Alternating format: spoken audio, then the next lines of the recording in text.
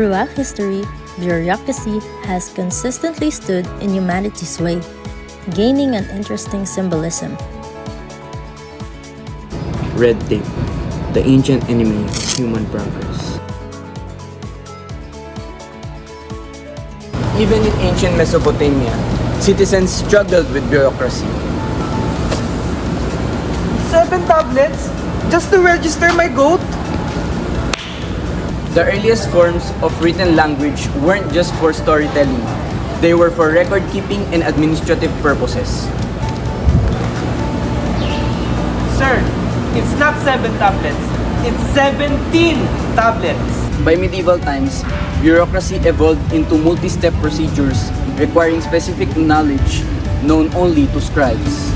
I just want to pay my taxes, but I don't understand any of these words. The industrial age brought industrial-scale paperwork.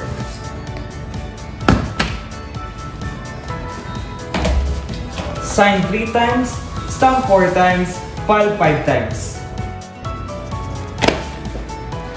The term red tape originated from the actual red tape used to bind legal documents in Victorian bureaucracy. Sign, stamp, and file. I just want a business permit. The digital revolution promised to eliminate paperwork, but it only introduced a new problem we now call the digital red tape. I just want to renew my birth certificate. But this website makes no sense. The paper forms became digital, but the complexity remained. But what if we could cut through the digital red tape? Introducing Documenter. Step 1. Choose your form. Step 2. Documenter transforms it instantly. Step 3. Complete your information stress-free. Final step. Submit with confidence.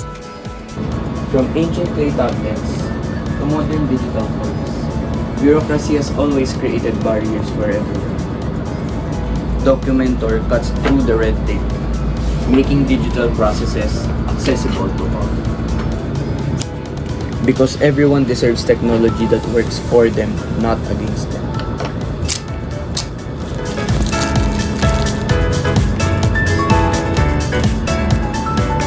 Documenter, cutting digital red tape since 2025.